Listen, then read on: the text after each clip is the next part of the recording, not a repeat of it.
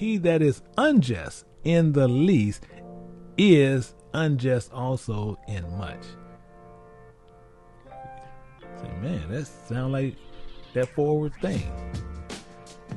So if you have an addiction in the flesh, one must be faithful to flesh, including the lust of flesh must be served. So it's not that you would be unjust to flesh, not seeking the addictions, the flesh for the satisfaction it offers. It's the flesh dependency on the addiction of, say, like drugs and drunkenness and designer drugs and fornication and adultery, heresy. Those things must be fulfilled, because that's what you're being faithful to. See, being faithful is steadfast. Steadfast is firm.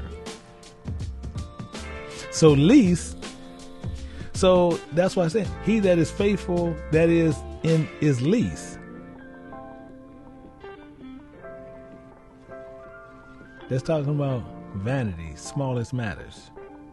It's actually is faithful in a lot. That's why he says that. That's why I've read it a couple of times, so we can kind of let that seep in a little bit to where we can see where it's coming from.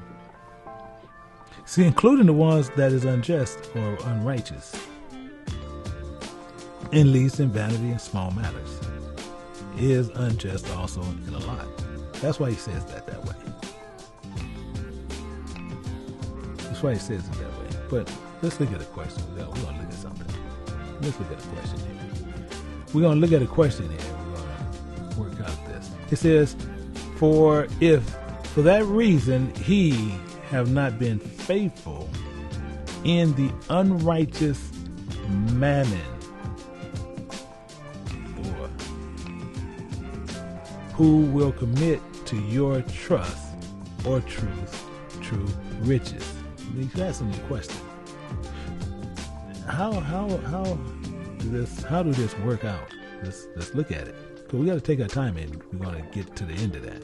It's saying, so yeah, let's look at it another way.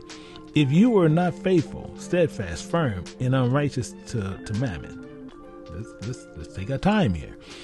And that means mammon to wealth and riches, money and drugs, unrighteous sex, and then you will be committing your trust into who? Because you got to commit your trust in the unrighteousness of mammon. It's telling you.